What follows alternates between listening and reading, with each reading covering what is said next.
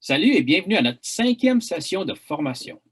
On vous rappelle qu'il y a déjà eu 4 autres sessions: organiser votre ferme virtuelle, préparer des essais et créer des prescriptions, ainsi que partager vos comptes, l'imagerie satellite et comment utiliser les points de repère pour améliorer votre communication à la ferme, les fongicides et la phytoprotection. Vous pouvez trouver toutes ces sessions de formation chez Climate Field View, Webinars FR. Nous sommes si heureux que vous pouvez prendre le temps pour nous rejoindre, regrouper vos données dans un seul endroit et utiliser vos données pour prendre des décisions opérationnelles, ainsi qu'optimiser vos intrants sont les piliers de la plateforme FieldView. Sachez que vous pouvez utiliser la fonction de discussion sur ce site pour toutes vos questions. Aujourd'hui, nous allons parler des éléments à vérifier avant la récolte et comment se préparer. Et pourquoi? Bien, c'est pour sauver du temps, récolter des bonnes données, utiliser les différentes fonctionnalités dans FieldView comme l'humidité, partager des données en temps réel avec les intervenants à la ferme, la possibilité de consulter les données précédentes reliées au champ et les impacts au rendement. Une démonstration avec le FieldView Drive. On va vous faire ça dans la batteuse on voit ici Louise en temps réel, ça va être intéressant. Ainsi que le support ou avec le support avec les ventouses dans la fenêtre qui est calculé avec le kit. Mais aussi la compatibilité qui est vraiment importante. Donc, on va un peu discuter c'est quoi la machinerie courante et comment même modifier votre équipement pour qu'il soit compatible avec FieldView. Excellent, oui, merci Dan. Alors, ça va être très intéressant. Mais d'abord, on va regarder quelques points pour, avant d'aller dans la batteuse, avant de se rendre au champ, avant d'aller récolter cette saison-ci. On ne veut surtout pas avoir une problématique avec FieldView en débutant. Donc, on vous invite à vérifier ces points-là avant de commencer. Donc, avant d'aller au champ, l'une de nos recommandations serait d'aller vérifier la version de votre FieldView Cab. En fait, ce que je vais faire, c'est que je vais partager mon écran. Et je vais vous démontrer comment aller regarder pour aller vérifier ces informations-là sur votre iPad. Oui, c'est vrai, il y a tellement de changements dans la plateforme FieldView. Il y a beaucoup de mises à jour. Même à chaque quelques mois, là, on voit des nouvelles applications, des nouveautés sur la plateforme. Donc, c'est super important de vraiment mettre ça à jour. Des fois, quand on fait un setup, il y a des équipements qui ne sont pas disponibles. C'est parce qu'encore soit le iPad ou le Cab App n'est pas à jour. Tout à fait. C'est important de faire cette mise à jour-là, autant sur votre iPad que sur votre téléphone avec lequel vous travaillez avec votre application FieldView. Donc, c'est important de le faire sur tous vos appareils dans lesquels vous utilisez FieldView. D'abord, la première chose à faire, ce serait aller vérifier dans les paramètres de votre iPad. Donc, vous pouvez cliquer sur la petite roue d'engrenage ici et vous pouvez ensuite, dans le menu de gauche, aller dans l'onglet sous votre nom. Vous allez avoir... Excusez-moi, là, je vais juste rechercher. L'onglet sous votre nom, vous allez avoir la dernière version du iOS qui est important de mettre à jour. Donc, à ce moment-là, vous pourriez aller faire une mise à jour. C'est dans l'onglet ici Général, juste dans le bas. Général, vous avez mise à jour du logiciel. Et là, comme vous voyez, j'ai une mise à jour à faire. Donc, en cliquant ici, je vais pouvoir aller faire ma mise à jour de mon iOS avant les récoltes. C'est une chose qui est importante. L'autre chose qui est importante à vérifier, c'est on va sortir du menu de réglage du iPad et je vais me diriger dans le menu de mon FieldView Cab. Donc, FieldView Cab qui est juste ici, l'icône que vous voyez là avec mon curseur vert. Une fois que je ouvre mon FieldView Cab, vous pouvez vous diriger pour aller connaître la version de votre FieldView que vous avez actuellement. Donc, vous allez sous l'onglet Aide. Et ensuite, vous allez sous l'onglet, dans le menu de gauche, le dernier, Info version. Donc, quand vous cliquez dessus, vous voyez la dernière version que vous avez. Donc, à ce moment-ci, la version 10.2.1, c'est la dernière version. Une autre façon que vous pouvez aller vérifier, peut-être encore plus simple, si vous n'êtes pas certain si vous êtes à la dernière version ou pas, ce serait d'aller vérifier directement sur le Apple Store. Donc, lorsque vous vous dirigez sur Apple Store, directement sur votre iPad, je vais juste revenir. Lorsqu'on va sur Apple Store et qu'on fait une recherche, on peut simplement inscrire Climate FieldView.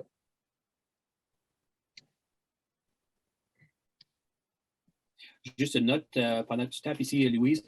Si vous voyez que ce n'est pas possible de faire la mise à jour du iOS ou de la plateforme Climate, c'est peut-être parce que votre iPad est trop vieux. Donc, dans certains cas, Apple arrête de faire le support pour les iPads de plus âgés. Donc, c'est peut-être le temps de faire une mise à jour sur l'iPad ou l'équipement comme tel. Très, très bon point, Daniel.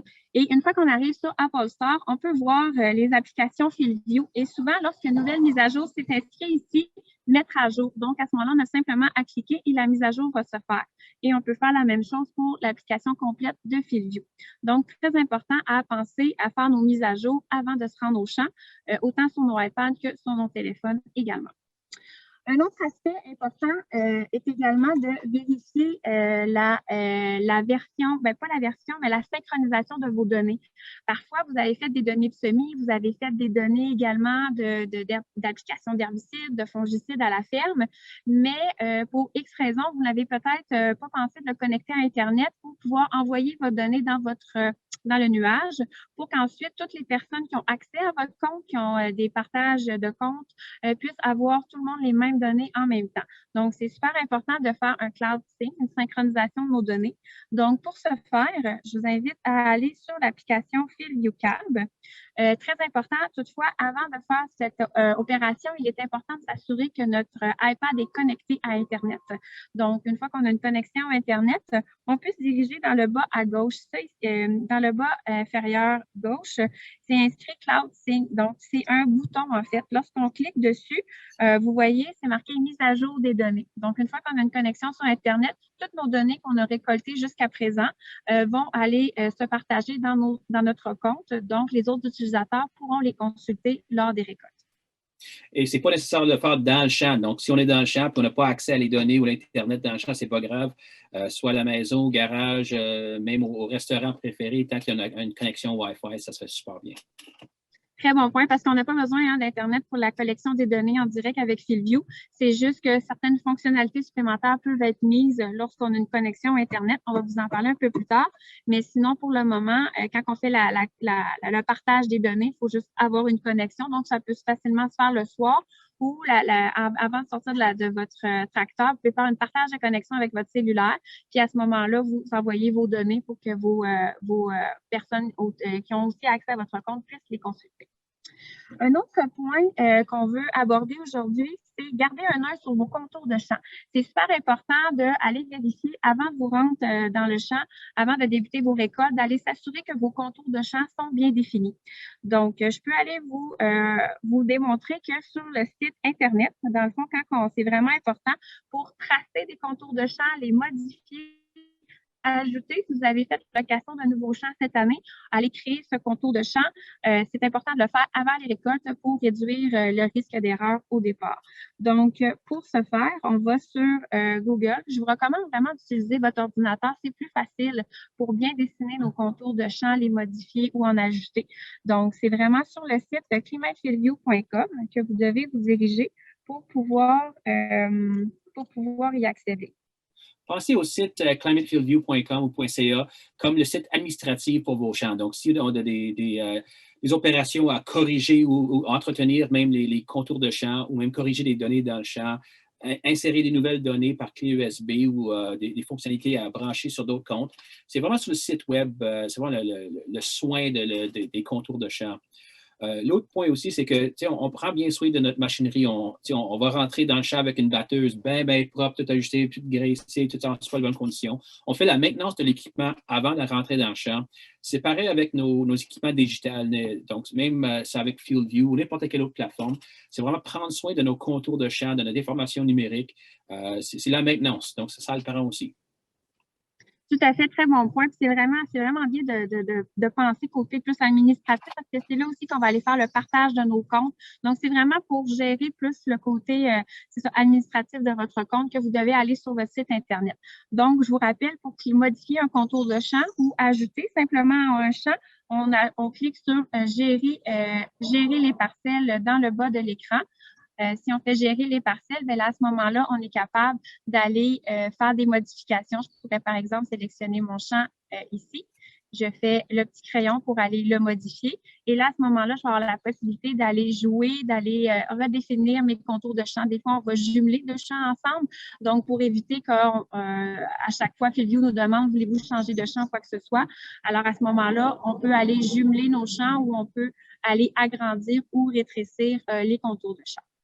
Deux bonnes raisons pour la maintenance. C'est un, pour vraiment les imageries satellites, pour qu'on ait vraiment la bonne perception, disons, de la biomasse dans le champ. Donc, on peut vraiment voir s'il y a encore des points comme jaunâtres dans le champ quand ça sèche, si on récolte le blé ou le soya, le maïs.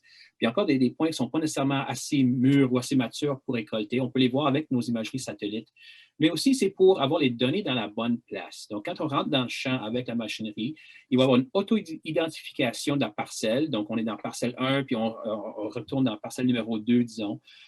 FieldView peut apercevoir qu'on fait le changement et même placer les données de récolte, de semis dans le bon positionnement. Alors, c'est pour ça avoir des bons contours qui sont très, très clairs. C'est essentiel pour avoir les bonnes données dans les bons champs et aussi avoir les bonnes démarcations. Disons. On veut avoir le rendement de tel champ dans le numéro 1 sans avoir qui dépasse en champ numéro 2. Donc, c'est vraiment pour être plus précis, disons, dans la collecte de données. Tout à fait. Puis une autre chose que tu as parlé, Dan, c'est entre autres des imageries satellites. C'est super intéressant de savoir que les imageries satellites peuvent nous être très utiles lors de la récolte. Oui, elles sont utiles tout au long de la saison pour faire du dépistage, etc. Mais entre autres, elles sont utiles à la récolte, notamment pour savoir le niveau de dessèchement de nos champs. Par exemple, si vous vous dirigez sur l'application complète de FieldView, celle-ci avec le F orange, vous pouvez aller dans Vue d'ensemble. Je vais aller juste vous montrer pour être certaine de vous le démontrer comme il faut. Quand vous êtes sur Vue d'ensemble, vous pouvez aller cliquer sur Santé des plants. Et là, vous pouvez faire Afficher plus. Et ainsi, vous pouvez avoir toutes vos dernières cartes de tous les champs en même temps. Donc, ça peut être intéressant, par exemple, vous avez plusieurs champs de céréales à récolter, de savoir lequel de ces champs va être prêt en premier. Donc, vous pourriez ici, dans le type de culture, aller cocher vos champs de céréales, qui sont dans ce cas-ci des champs de seigle. Et avec la carte végétation, vous pouvez avoir une bonne aperçue du niveau de dessèchement des champs. Donc, ça pourrait vous donner un indice lequel de ces champs serait le premier prêt à être récolté pour cette saison-ci. Exact. Donc, voilà pour ces deux points. Est-ce que tu avais d'autres points à ajouter, Daniel, par rapport à ça? Non, mais juste comme un exemple, vite fait, j'ai un producteur ici dans mon coin pas loin de chez nous. Il allait pour battre son maïs l'an dernier, puis il voyait que le contour du champ, il a pris un contour du champ, il voyait que le maïs était bien sec. Mais c'est son épouse qui prend soin de FieldView. Puis elle dit, regarde, non, chérie, tu ne peux pas aller dans le champ aujourd'hui. Il y a encore bien du maïs assez vert dans le centre du champ. Donc, c'est ça, ils ont été voir c'est quoi qui se passe dans le centre du champ. Puis le maïs n'était pas encore nécessairement mûr. Donc, on peut garder une meilleure qualité de grain, même avoir moins d'humidité dans le grain quand on va aller battre de grain. Juste avec les satellites, les imageries satellites, ça se passe très, très bien. C'est un outil assez efficace. Excellent. Ensuite, l'autre aspect sur lequel on voulait attirer votre attention, c'était veiller à ce que toutes vos données antérieures soient accessibles dans FieldView. Vous allez voir un peu plus tard, l'idée vraiment, quand vous venez à travailler pour les récoltes, c'est vraiment le fruit de tous vos efforts de la saison. Donc, c'est plaisant d'avoir vos données de semis, vos données d'arrosage, si vous avez fait des essais, si vous avez mis des fongicides à certains endroits, des endroits non. Alors, c'est le fun d'avoir toutes ces données-là avant d'aller travailler pour les récoltes. C'est quand vous allez récolter votre, par exemple, le maïs, le soya ou les céréales, vous allez être en mesure d'aller consulter ces données-là et de savoir, OK, oui, présentement, je suis en train de récolter où est-ce que j'ai appliqué mon fongicide ou encore, c'était l'hybride A versus mon hybride B, je suis en train de récolter. Donc, ça peut être des données très plaisantes à savoir au moment de la récolte. Donc, c'est un des avantages, notamment de FieldView. Et pour arriver à mettre ces données-là, si vous avez besoin d'aide, sachez que notre service de support technique est là pour vous aider, tout comme votre représentant local. Je vous rappelle qu'il est possible d'aller retrouver votre représentant local pour vous aider pour FieldView si vous avez besoin d'assistance pour télécharger vos données antérieures. Vous pouvez trouver les coordonnées sur le site Internet. Quand vous allez sur le site climatefieldview.com, dans le bas complètement de l'écran, il y a une section, c'est marqué « Trouver un représentant ». Et là, à ce moment-là, vous allez être en mesure d'inscrire votre code postal et vous allez avoir les listes des représentants les plus près de chez vous. Donc, à ce moment-là, vous pouvez les contacter pour obtenir de l'aide pour le transfert de données. Sinon, vous pouvez également contacter le service de support technique. Notez que c'est possible d'avoir des personnes qui parlent français au service de support technique de FieldView. Donc, vous pouvez les contacter pour obtenir de l'aide pour le transfert de données. Si jamais vous avez une problématique particulière pour le transfert de données, sachez qu'il est possible de soumettre un ticket. Donc, à ce moment-là, soumettre un ticket avec FieldView, avec FieldViewCab, c'est très facile. Je vais aller vous montrer comment le faire. Donc, par exemple, si je veux, exemple, démontrer que j'ai une problématique en particulier avec le champ, je ne sais pas, le champ numéro 4, je peux aller simplement aller sélectionner mon champ, bon, disons le champ 1 dans ce cas-ci. Je vais simplement sélectionner le champ 1. Je vais retourner sur ma petite maison. Je vais aller dans l'onglet Aide avec la petite bouée. Et là, voyez-vous, contacter l'assistance. Vous avez d'abord le numéro de téléphone pour obtenir de l'aide pour le transfert de vos données ou une problématique avec vos données, mais aussi, vous avez la possibilité d'envoyer un message. Donc, vous pouvez écrire en français votre numéro de téléphone et tout. Et là, à ce moment-là, voyez-vous, dans le bas, le fichier 1 va se joindre automatiquement à mon envoi courriel. Donc, comment on fait? C'est simplement d'aller cliquer sur le dernier champ que nous avons cliqué sur la plateforme, va automatiquement être le champ qui va être mis en lien dans notre courriel. Une fois que vous avez soumis votre courriel, vous allez recevoir un numéro de confirmation, un numéro de suivi, en fait. Et ce numéro-là, vous pouvez le transmettre à votre représentant local pour qu'il vous aide à faire un suivi avec FieldView pour s'assurer que votre demande soit bien résolue et en un temps raisonnable. Donc, ça, c'est un des aspects importants pour transmettre une demande d'information ou encore pour contacter le support technique. Notez que le support technique sont ouverts de 7h à 7h dans les saisons des récoltes. Leurs heures d'ouverture sont extensionnées pour la saison des récoltes également. Et des bonnes nouvelles dans ce cas-là aussi. Cette année, c'était exceptionnel, le service qu'on a reçu de nos collègues. L'attente était à moins de 3 minutes en moyenne pour les saisons bien occupées pendant les semis. Donc, c'était une super belle expérience pour nos producteurs. Tout à fait. Donc, voilà pour ce point-là. Ensuite, l'autre point aussi qu'on voulait aborder avant les récoltes, c'est parfois nettoyer vos données. Donc, exemple, une fois que vous avez importé votre donnée de semis, et là, vous vous apercevez que, exemple, vous avez mis l'hybride A, mais en fait, c'était l'hybride B que vous devez mettre. Sachez que vous êtes capable de changer quelques données par vous-même à partir de votre site Internet. Je vais aller vous démontrer comment le faire. Vous pouvez changer notamment l'hybride ou la culture. Donc, je vous rappelle, vous devez aller sur votre site emailfieldview.com, vous allez vous connecter à votre compte. Une fois que vous êtes connecté à votre compte, vous devez aller dans l'onglet Paramètres dans le haut à droite et ensuite vous sélectionnez le troisième onglet, soit Corriger les données. Donc, une fois que vos données sont importées, vous pouvez corriger des fichiers, des données au niveau des semis ou encore des récoltes. Malheureusement, il n'est pas possible pour le moment de faire des corrections au niveau des fichiers d'herbicides ou fongicides. Pour ce faire, vous devez soumettre un ticket ou contacter l'équipe support pour obtenir un changement à ce niveau-là. Si vous voulez faire un changement au niveau des données de semis, exemple, vous avez qu'à sélectionner le champ pour lequel vous avez une problématique. Donc, par exemple, je sélectionne mon champ 8. Je vais aller sélectionner ensuite modifier. Avant de sélectionner modifier, il faut juste s'assurer qu'on est bien dans la saison 2021. Donc, c'est bien mon champ 8, la saison 2021, que je vais aller changer mon hybride, par exemple. Donc, je vais cliquer sur modifier.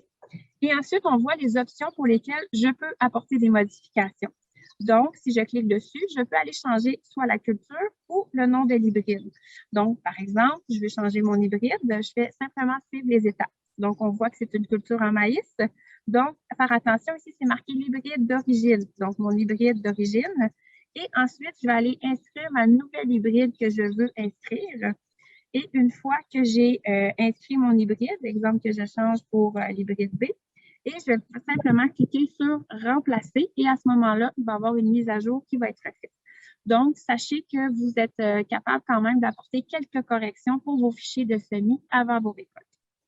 Ainsi que dans le CABAP, vite fait, vous avez la possibilité de modifier le rendement et ou l'humidité pour chacun de vos champs aussi. Et en plus, si vous avez plus qu'une batteuse dans le même champ, il y a possibilité d'avoir une moyenne de rendement divisée sur les batteuses dans le champ. Donc, il y a beaucoup de possibilités de corriger les données post-récolte. Oui, tout à fait. Dans le CABAP, est-ce que tu aimerais que j'aille illustrer qu'est-ce qu'on vient de discuter concernant la correction des données pour les… Oui. Alors, si je vais diriger, je vais aller chercher une donnée de récolte de l'année dernière. N'importe quel, oui.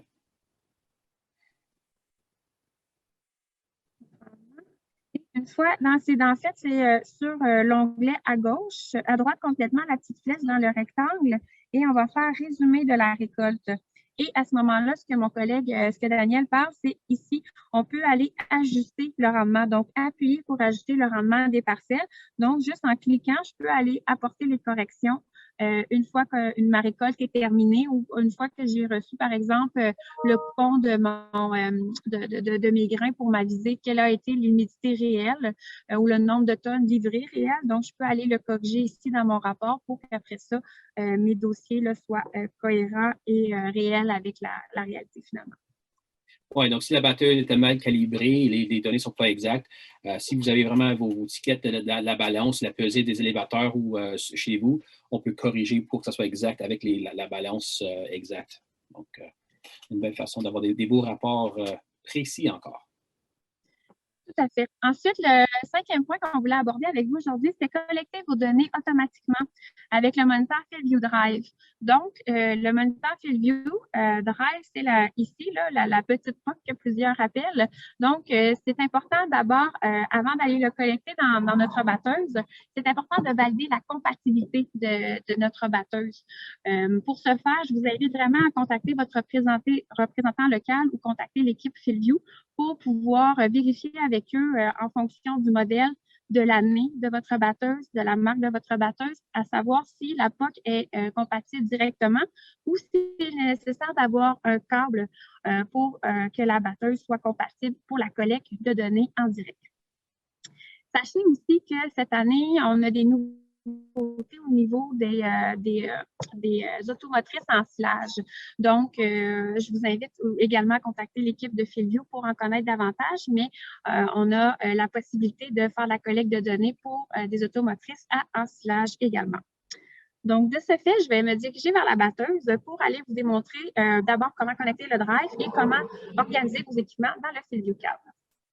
Bon, pendant que Louise rentre dans la batteuse, moi, je vais vous parler un peu des systèmes qu'on peut remettre par-dessus la vieille équipement. Donc, ici, on voit vraiment une batteuse New Holland bien équipée, mais des fois, on a des vieilles batteuses qui ne sont pas nécessairement bien équipées avec les systèmes GPS ou autres. Il y a vraiment deux systèmes qui existent. Il y a Loop électronique et aussi FarmTrax, donc FarmTRX. C'est des compagnies qui vont, on dit en anglais, retrofit. Ils vont remettre des équipements dans vos batteuses pour aller faire la collection des données encore avec la vieille équipement. Donc, c'est vraiment un capteur de rendement qu'ils vont installer dans la chute de la batteuse et un capteur d'humidité qu'ils peuvent placer dans la batteuse avec un système GPS. Qui veut dire on veut prendre vraiment la vieille équipement, on se promène dans le champ avec la batteuse pour faire la récolte, mais capter ces données-là, et ils sont compatibles avec FieldView. Donc, ce n'est pas nécessairement avec la rondelle, mais c'est avec le Data Inbox. On peut importer ces données-là sur la plateforme FieldView avec le mode d'importation. Alors, on revient. Louise, on voit qu'elle vient dans la batteuse, mais si l'équipement est compatible encore, appelez votre représentant, voir s'il y a peut-être un certain filage que vous avez besoin ou est-ce qu'il est compatible à 100% comme tel. Mais une fois qu'on est prêt à partir, Louise va vous démontrer quoi faire avec le drive, la petite POC. Oui, alors voilà. Donc, le drive, dans ce cas-ci, pour cette batteuse, dans cette situation, on n'a pas besoin de câble. Donc, à ce moment-là, mon pin 9 trous, je peux plugger directement mon FieldView Drive à l'intérieur. Ici.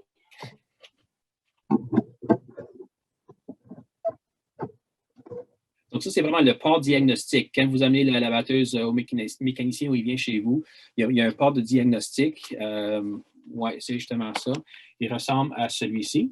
Donc, vous allez brancher la rondelle, le drive, et lui, il va prendre le 12 volts, le pouvoir de la batteuse, ainsi que lire, prendre une lecture des informations pour transférer au iPad. Donc, une question qui est demandée assez souvent, est-ce que je peux utiliser le drive sans iPad? La réponse est non. Ça prend vraiment les deux et travaille en paire. C'est que le drive, il n'y a vraiment pas une grosse mémoire. Il y a une toute petite mémoire en cas qu'il y a un problème avec l'iPad. Mais en général, c'est comme une antenne. L'antenne va écouter à ce qui se passe sur la batteuse ou l'équipement pour envoyer les données dans l'iPad. Et le iPad, c'est lui qui fait la collecte des données, qui va entreposer les données, ainsi qu'envoyer les données sur le nuage avec le CloudSync. Oui, très bon point. Puis aussi, l'autre chose qui est importante, c'est avant de faire la connexion, il faut s'assurer d'avoir créé notre équipement dans notre fil ViewCab. Donc, sur mon écran, on va aller dans l'onglet Équipement. Et peut-être que vous avez acheté une nouvelle batteuse, vous avez changé de batteuse au cours de la saison. Donc, c'est important d'aller vérifier les paramètres de cette batteuse. Vous pouvez aussi la supprimer. Donc, par exemple, que moi, l'année dernière, j'ai travaillé avec ma batteuse A. Je peux aller simplement faire supprimer la batteuse. Puis à ce moment-là, je vais être en mesure de la supprimer pour ne pas me mélanger avec ma nouvelle batteuse. Donc, ajouter un nouvel équipement. D'abord, ici, on va aller sélectionner batteuse. Si je travaille avec une automotrice, on le voit, là, est un petit peu plus bas. C'est possible aussi d'aller l'ajouter. Donc, ici, je vais aller sélectionner batteuse. Suivant. Je vais aller sélectionner le modèle de ma batteuse. Moi, je suis dans une New Holland. Je clique sur Suivant. Le type de série. Le modèle.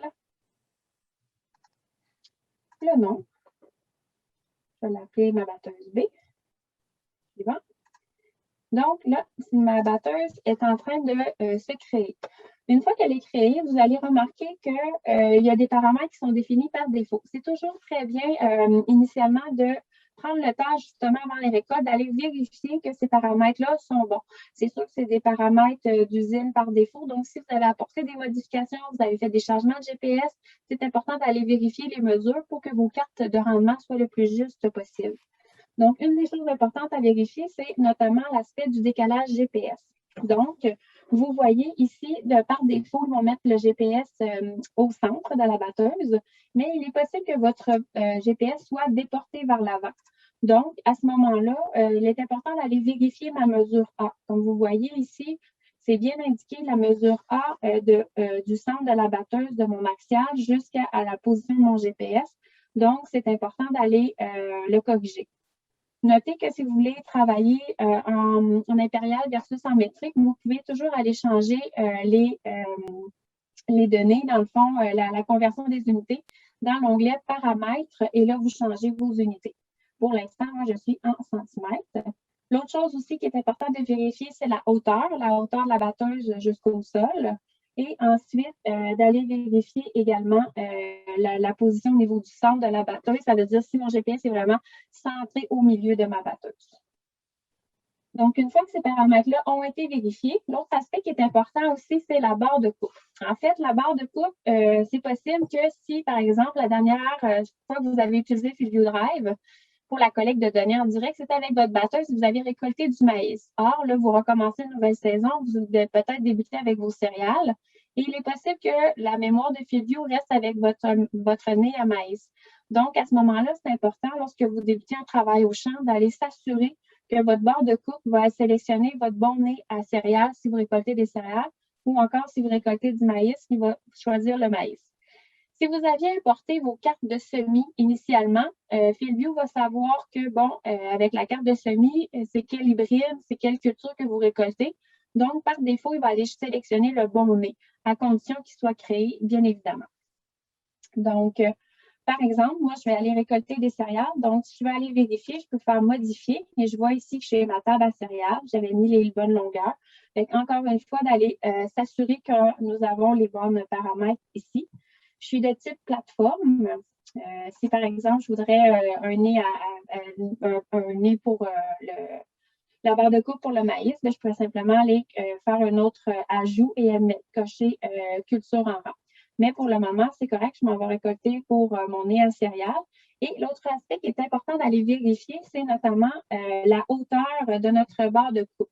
Ce que je mentionnais par là, en fait, c'est que dans le fond, on ne veut surtout pas récolter des données pendant qu'on est en train de tourner dans notre champ ou quand on est arrivé à une extrémité, puis qu'on veut simplement se tourner finalement. Donc, quand la barre de coupe va se lever, on veut que FieldView arrête de collecter des données de l'ancrage pour ne pas venir fausser ces données-là. Donc, c'est important d'ajouter la barre de coupe pour que FieldView sache qu'à une certaine hauteur, là, est en train de récolter les données. Quand on la lève à une certaine hauteur, à ce moment-là, c'est parce qu'on est en train de se replacer, se repositionner dans le champ. Donc, il y a deux alternatives pour définir la barre de coupe. La première, c'est automatique. Donc, à ce moment-là, voyez-vous le bouton définir, on clique définir et à ce moment-là, je vais simplement suivre les étapes. Donc, à ce moment-là, c'est placer la barre de coupe en position levée, puis appuyer sur suivant. Donc, une fois que vous êtes dans le champ, juste avant de débuter, vous allez lever votre barre de coupe et là, vous allez cliquer sur suivant. Là, présentement, vous comprendrez que moi, je n'ai pas de barre de coupe actuellement, donc je ne peux pas la faire automatiquement, mais c'est quelque chose qui se fait assez facilement. Sinon, l'autre option, c'est de voir lorsque vous êtes en train de collecter vos données en direct, vous allez voir la hauteur à peu près que vous récoltez. Donc, vous pouvez l'inscrire de manière manuelle ici. Donc, quand on clique dessus, je pourrais dire, bien, en moyenne, je suis à 55 %. Donc, là, à ce moment-là, bien, c'est au-delà de ça, ma barre de coupe va être, lorsque je vais vouloir me repositionner dans le champ, lorsque ma barre de coupe va lever au-dessus de 55 %, ça veut dire que j'arrête de récolter ma culture principale. Et à ce moment-là, Fieldview va ne plus accumuler des données. Mais je vous recommande... Oui, vas-y, Daniel. Ouais, non, mais une règle générale, moi, je trouve, en général, pour la hauteur de coupe, moi, je mets à 35 si les champs sont assez plats. Donc, c'est vraiment comme des prairies. À 35 je trouve que ça fait une très belle job. Mais quand on commence à avoir un peu plus vallonneux ou plus de terrain qui varie, à 40-45 je trouve que ça fait un bon travail. Mais c'est vraiment comme, c'est très, très vallonneux. C'est ça, 50 55 c'est comme la barre de coupe. Mais on veut l'avoir le moins possible. Donc, 35 dans les prairies, quelque chose de très, très plat. Et on remonte à 45 quand ça varie un peu plus. Mais si c'est vraiment des grosses côtes, 50-55 c'est du bon sens. Ah, c'est ça, moi j'avais en tête 50 mais chez nous, effectivement, on est dans des très grosses côtes ici et là. Alors, très bon point de ce côté-là. Puis, si je ne me trompe pas, il faut faire attention aussi versus les céréales. Peut-être le maïs, peut-être que ça peut changer aussi là, au niveau de la barre de coupe là, à ce moment-là. Là. Absolument. Peut-être on devrait brancher ton iPad. On voit que la batterie est presque faible. Oui, bien, ça tombe bien. C'est le moment d'aller faire l'essai pour pouvoir connecter le drive. Donc, une fois qu'on a fait l'ajustement, qu'on est sûr qu'on est avec le bon nez, qu'on a le bon équipement, qu'on est dans la batteuse, je vais vous montrer comment l'utiliser pour aller le brancher. Puis aussi, justement, bon point, c'est important. Je sais que l'année passée, on a accueilli quelques appels concernant l'iPad que pendant la récolte de données en direct dans votre batteuse ou autre équipement, il se décharge plus vite que l'utilisation même du iPad, dans le sens que parfois, Fieldview, on demande quand même un peu d'énergie lorsqu'on collecte les données en même temps. C'est juste qu'il faut faire attention. Parfois, notre fil lequel on utilise est peut-être pas assez performant au niveau de la capacité de charge. Donc, c'est important de faire une attention particulière, de s'assurer que notre port USB aussi ait une capacité de charge assez rapide et assez forte pour pouvoir venir alimenter de manière supérieure versus la décharge qui est nécessaire pour Fieldview. Je recommande un minimum de 2,4 ampères pour une sortie. Donc, on voit les chargeurs moins chers. Les affaires qu'on achète au Dollarama, c'est 1,2 ampères.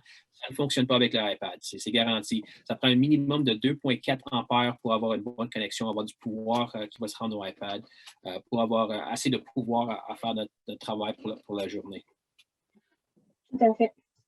Donc, là, présentement, je vais simplement partir ma batteuse. Ouais.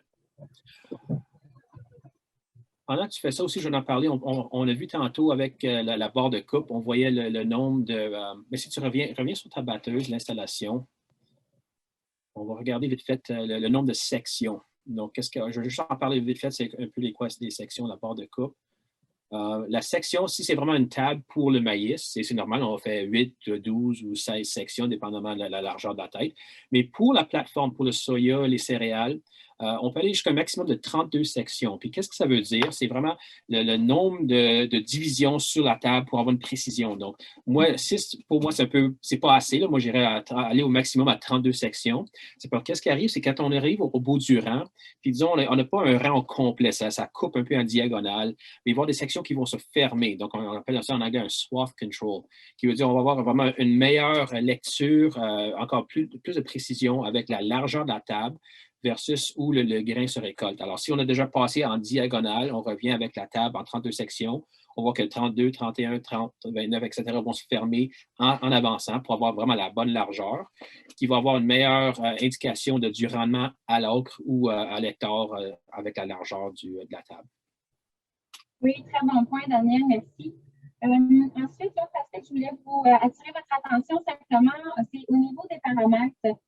Paramètres, il y a la section partagée. Ça, c'est lorsqu'on a plusieurs batteurs qui travaillent ensemble dans le même champ. Donc, sachez que d'abord, c'est possible si vous êtes deux batteurs, par exemple, qui sont en train de travailler ensemble à battre un même champ. Donc, c'est possible de voir quelle section qui a été faite par chacune des batteuses.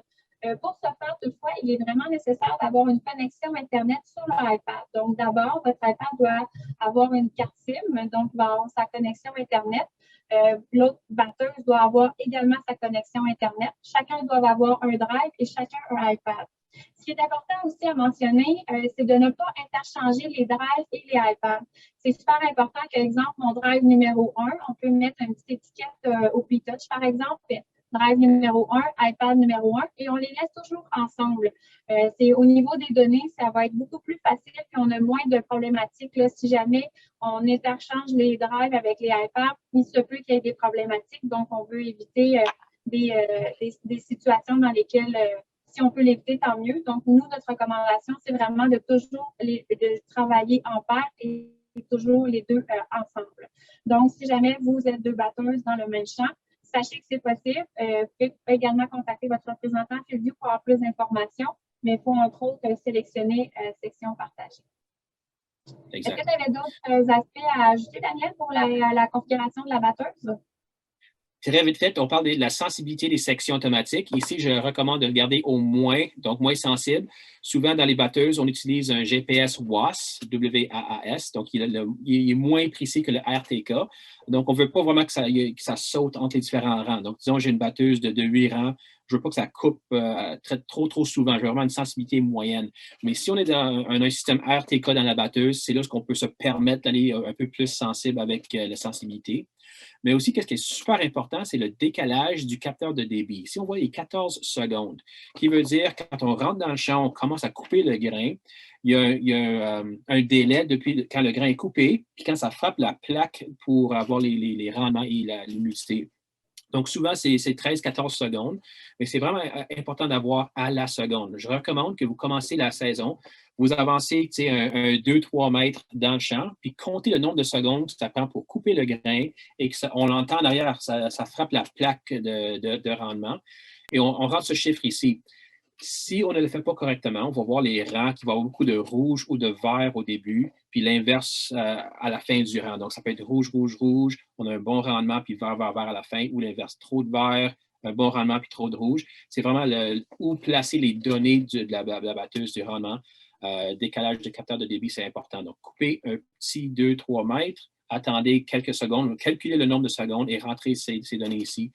Ça va faire une meilleure carte, une carte beaucoup plus exacte. Oui, très bon point. Excellent. Donc là, présentement, j'allais vous montrer comment connecter mon Fieldview Drive avec mon iPad, ce qui est la première chose à faire lorsqu'on est prêt à aller au champ. Lorsqu'on rentre dans la batteuse, ça va faire de la connexion. Donc, la première étape va consister à aller dans l'onglet paramètres du iPad, donc les petits trous d'engrenage que nous avons vus un peu plus tôt. Vous allez aller dans Bluetooth. Donc, je vais essayer de vous montrer avec ma souris. OK. Bluetooth. C'est super important que le Bluetooth d'abord soit allumé parce qu'en fait, c'est la façon dont il se connecte. Le drive se connecte avec le iPad à partir du Bluetooth. Donc, d'abord, il faut que le Bluetooth soit ouvert et il est recommandé aussi de fermer les autres appareils Bluetooth dans votre cabine. Par exemple, si vous avez un téléphone cellulaire avec une oreillette, à ce moment-là, c'est peut-être recommandé de le fermer du moins au début de la connexion pour pas que ça mette l'interférence.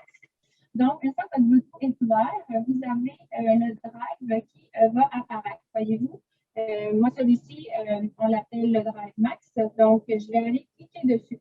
Donc, une fois que j'ai cliqué dessus, on voit, c'est marqué connecté. Donc, ça, c'est la première étape. Une fois que mon drive est connecté sur l'iPad, je vais sortir de là et je vais aller sur Fieldview Card. Souvent, si vous voyez des problèmes avec la connexion, tout simplement débrancher et rebrancher la rondelle, ça va corriger beaucoup de différents problèmes. Vous allez remarquer qu'il y a une lumière verte quand on le branche qui confirme le pouvoir 12 volts, qui va changer en bleu qui clignote. Lui, il cherche une connexion Bluetooth et bleu solide veut dire que la connexion est bien faite. Si on voit une lumière rouge qui clignote, il y a un problème avec le drive, contactez votre détaillant puis on peut s'en parler. Oui, effectivement. Et ensuite, sur la Fieldview Card, vous allez sur l'onglet Paramètres. sous l'onglet Appareil. Et là, ici, vous allez voir, j'ai deux drives. Je sais que moi, c'est mon drive Max avec lequel je travaille aujourd'hui. Et c'est marqué Appuyer pour vous connecter. Donc, je dois appuyer ici. Donc, drive Max, je fais suivant. Et là, ça va me demander qu'est-ce que je fais comme opération aujourd'hui. Donc, il faut dire à Flivio qu'est-ce qu'on va faire aujourd'hui. Est-ce qu'on va semer? Est-ce qu'on va arroser? Est-ce qu'on va récolter? Donc, moi, je suis prête à aller récolter. Donc, je vais aller sélectionner ma batteuse. Je vais faire suivant. Et ensuite, je fais terminer. Donc, voyez-vous, lorsque la connexion, lorsque le jumelage se fait et fonctionne, on a un crochet vert qui va apparaître à côté de votre drive. Donc, c'est super important de s'assurer d'avoir le crochet vert avant de démarrer. Donc, une fois que c'est connecté aussi, ce qu'on remarque, c'est sur le fil du drive. Je vais tenter de vous montrer, c'est que c'est un bleu fixe. Donc, c'est ce que mon collègue vous parlait, là, c'est qu'en fait, on voit la lumière sur le drive qui est possible de voir. Est-ce que vous le voyez? Non.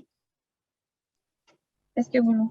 Voilà. Fait que je ne sais pas si on voit que la lumière est vraiment... Pardon? Oui, on le voit, il est bleu. Bon, parfait. Fait que ça veut vraiment dire que mon appareil est jumelé. Donc, une fois que c'est jumelé, je peux aller retourner sur mon menu principal, la petite maison en haut à droite. Je vais aller sélectionner le champ pour lequel je vais aller récolter. Donc là, vous voyez, je suis présentement, on voit la batteuse. Je suis dans ma cour et c'est en train de travailler pour pouvoir avoir les imageries satellites. Et une fois que je vais inventer ma batteuse, si je vais rentrer dans un champ, ça va m'indiquer, voulez-vous mettre ce champ actif? Et là, si vous dites oui, je m'en vais effectivement récolter mon champ 1, lorsque vos contours de champ sont bien déterminés, lorsque vous allez rentrer dans le champ, à l'entrée du champ, vous allez pouvoir confirmer simplement oui, je veux bien aller récolter mon champ 1. Puis à ce moment-là, vous allez pouvoir débuter votre récolte. Donc là, on voit ici présentement, là, je suis à la ferme, donc on n'est pas tout à fait encore prêt d'aller récolter. Donc, je ne peux pas vous démontrer en direct ce que ça fait, mais j'ai une vidéo pour vous montrer à quoi ça ressemble lorsqu'on récolte les données de récolte en temps direct. Donc, pour aller consulter ma vidéo, je vais vous montrer, vous les avez sur un fil ViewCard. Si vous voulez les revoir à la maison, vous pouvez aller dans l'onglet Aide, dans Démonstration. Donc, dans l'onglet Démonstration, il y a des démonstrations à quoi ressemble la collecte de données en direct avec les différents équipements pour Flivio. Donc, je vais aller, moi, sélectionner moissonneuse batteuse et je vais lancer la vidéo. Donc, c'est ce qui est un des avantages, notamment de récolter des données en direct, c'est qu'on est capable de voir en temps réel le rendement, l'humidité, les brines que nous sommes en train de récolter. Donc, une multitude d'informations qui vont s'afficher à notre écran et d'où l'importance de rentrer vos données antérieures, encore une fois. Donc, c'est le moment de la récolte, c'est comme le moment où là, c'est le fruit de nos efforts, tout ce qu'on a fait pendant notre saison. C'est là qu'on va aller voir, bon, c'est où que j'ai mieux réussi ou quel essai que j'ai fait et de voir nos résultats. Donc, c'est à ce moment-là qu'on les voit, ces données-là, en temps direct. On peut faire des partages d'écran. Comme vous voyez, je peux consulter différentes données en même temps que je récolte. Je peux aller consulter un fichier d'arrosage, un fichier de semis. Donc, c'est quand même très intéressant de ce côté-là. Remarquez qu'il y a un délai quand on voit la batteuse passer dans le champ. Il y a un espacement où la batteuse est placée dans le champ et où les données s'impriment ou peinturent la carte. Encore ça, c'est le délai qu'on a parlé tantôt, c'est le 12, 13, 14 secondes. Donc, on voit que la batteuse est bien en avant de où les données sont peinturées. C'est complètement normal. Une autre fonctionnalité vraiment intéressante lorsqu'on parle de la collecte de données en direct, c'est le partage d'écran.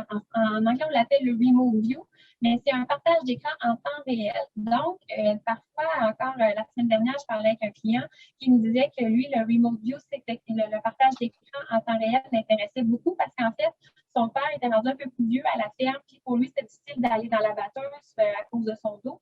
Donc, lui, il est au plan séchage et il disait que cette année, il voulait vraiment lui mettre un iPad pour qu'il puisse voir un peu comme s'il était dans la batteuse, voir comment ça se passe au champ. Donc, le partage d'écran, c'est quelque chose d'assez facile à faire. On peut le faire à partir de du iPad. On le fait à partir du iPad de la batteuse et on peut l'envoyer sur un iPhone ou un autre iPad. Donc, c'est simplement de rentrer l'adresse courriel du compte et à ce moment-là, on demande une demande de partage. Donc, pour le faire, je vais diriger, vous devez aller dans vous revenez au menu principal, la petite maison en haut à droite. Vous allez dans l'onglet Équipement. Vous allez, voyez, à côté de la petite maison, j'ai un petit monsieur avec une loupe.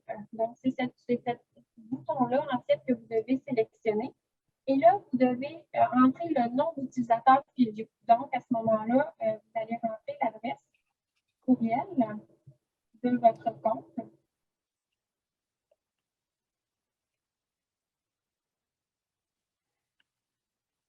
Donc, une fois que j'ai rentré l'adresse courriel de mon compte, je fais rechercher. Oui. Ah, très bon point. On doit demander le partage d'écran avant de connecter avec FieldView.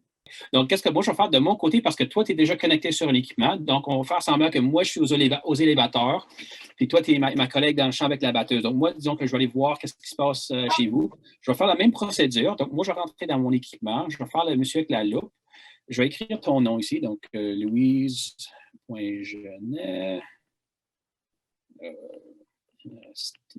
C'est avec mon compte commercial climate.com. Ensuite, moi, je vais faire la recherche, pareil comme tu viens de le faire. Est-ce que tu es encore branché à l'équipement? Est-ce que vous pouvez vérifier, aller sur la carte? Oui, la batteuse est là. OK, d'accord. Donc, Louise, je comme rechercher. Oh, moi, il faut que je me débranche. C'est vrai, moi, je suis dans mon équipement. Il faut le débrancher avant. Ça me donne une seconde. Et voici. Donc, moi, sur mon écran, je vois que Louise est actif dans la batteuse. Donc, s'il y a plusieurs équipements, on peut voir la liste d'équipements actifs. Dans mon cas, je vois qu'une batteuse est active. Donc, moi, je vais faire Remote View. Je le sélectionne, mais vous allez voir ici sur l'écran à Louise, c'est elle qui doit me donner l'autorisation. Donc, ce n'est pas n'importe qui peut aller accéder à vos informations privées. C'est vraiment l'opérateur qui doit autoriser l'accès. Donc, dans son cas, elle autorise. Et mon écran sur mon côté, je vois exactement ce qu'elle voit ici devant moi. Donc, c'est un miroir exactement qu'est-ce qui se passe dans le champ. On peut voir où la batteuse ou l'équipement est placé dans le champ. On peut voir vraiment les paramètres de rendement, pardon, d'humidité, etc. Donc, on peut faire vraiment du bon travail ensemble. Donc, à ce moment-là, c'est vraiment la personne qui veut aller le consulter qu'on vous recommande qu'il fasse la demande. Donc, par exemple, comme Daniel l'a mentionné, il est au plan de séchage, il prend son téléphone, il utilise FieldView Card, il sélectionne le petit monsieur dans l'onglet Équipement avec la loupe et là, va rentrer l'adresse avec le compte on travaille, l'adresse de votre entreprise qui est associée à votre compte FieldView. Et là, l'opérateur de la batteuse va accepter cette demande de partage. Et là, à ce moment-là, Daniel est capable de voir exactement la même chose que moi. Super. Donc, voilà. Donc, ensuite, l'autre avantage qu'on voulait parler par rapport aux collectes de données en direct, c'est que c'est facile après ça d'aller faire l'analyse de vos rendements, l'analyse de la performance pour chacun des champs, puisque vos données de récolte sont déjà là. Donc, c'est un autre avantage d'effectuer la collecte de données en direct. Est-ce que tu avais d'autres points à ajouter par rapport à ce sujet, Daniel? C'est justement, encore, c'est vraiment les analyses. C'est quoi l'utilité? C'est vraiment avoir les cartes de récolte. C'est encore prendre le CABAP, avoir les données de récolte. On peut aller chercher avec la clé USB. Il y a beaucoup de façons d'aller chercher les données. Ceux qui n'ont pas vraiment la technologie ou même dans les pommes de terre, qu'on n'a pas nécessairement l'équipement pour aller chercher les données, ça se fait manuel. Donc, on peut aller vraiment chercher des cartes manuelles, créer des cartes dans FieldView. Mais c'est quoi l'utilité? C'est vraiment de prendre de meilleures décisions pour l'année prochaine, en savoir plus, en récolter plus. C'est ça, on veut savoir plus. On prend ces données ici, on va en consulter avec nos détaillants, on va regarder la comparaison des récoltes, des rendements avec les applications, avec les tests, avec les produits qu'on va insérer, les hybrides, le volume, les taux de différents produits, pour en prendre des décisions pour l'année prochaine. Qu'est-ce qui marche sur ma ferme? Oui, c'est bien que votre hybride marche très bien dans la région, mais moi, mes terres ne sont pas nécessairement pareilles comme celles du voisin. Il y a des variables dans le champ. Et même dans certains champs, il y a assez de variabilité qu'on peut prendre des décisions, peut-être changer le taux de produits, changer le taux des semences, peut-être même avec la chaux. On prend des différents taux de chaux dans certains champs. C'est justement ça pour améliorer nos rendements année après année. Encore, c'est vraiment notre slogan, en savoir plus, en récolter plus. Excellent. Super, très bon point. Merci beaucoup, Daniel. C'est un plaisir de faire cette 5e session de formation avec toi aujourd'hui. Merci beaucoup. À plaisir. Bonne journée.